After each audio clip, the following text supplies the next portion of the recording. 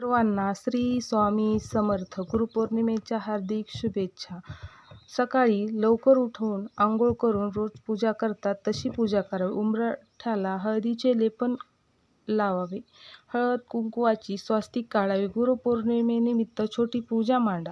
शक्य असेल तर तुपाचा दिवा लावा, नसेल तर साधी समई आरती लावा. सुरुवातीला दिव्याची पूजा करून घ्यावी. धूप लावावे. चौरंग पाट मांडावा. त्यावर पिवळे वस्त्र किंवा लाल वस्त्र अंथरावे. स्वामींचा फोटो असेल तर पुसून घ्या. मूर्ती असेल तर पंचामृताने अभिषेक करा.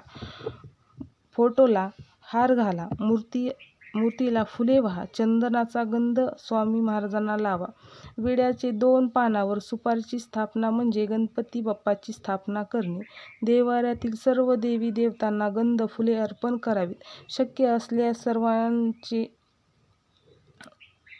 स्वामींचे आवडते फूल सोनचाफा हे अर्पण करावे.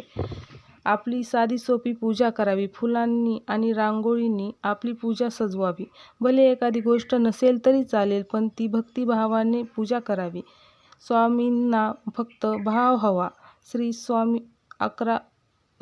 स्वामी समर्थ हा 11 वेळेस माळ करावी.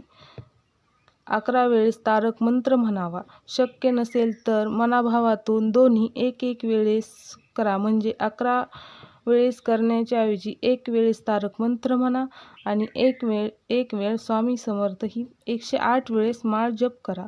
मग लगेच नैवेद्य दाखवावा. स्वामींचा आवडणारा पदार्थ म्हणजे पिवळ्या पदार्थांचे स्वामींना आवडतेत, पण शक्य असेल तर तुपाची पोळीचा नैवेद्य दाखवावा. जर आपण पारायण, स्वामी चरित्र सारामृत ह्याचे पारायण जर केले असेल तर नक्कीच पुरणपोळीचा नैवेद्य दाखवावा. जर शक्य नसेल तर बेसन लाडू, मिठाई, केळी नाहीतर कोणतेही फळ नैवेद्य म्हणून दाखवा.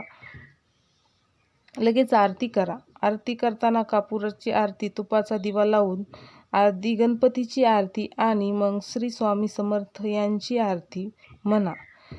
नमस्कार करा व आपली इच्छा बोला. श्री स्वामी समर्थ.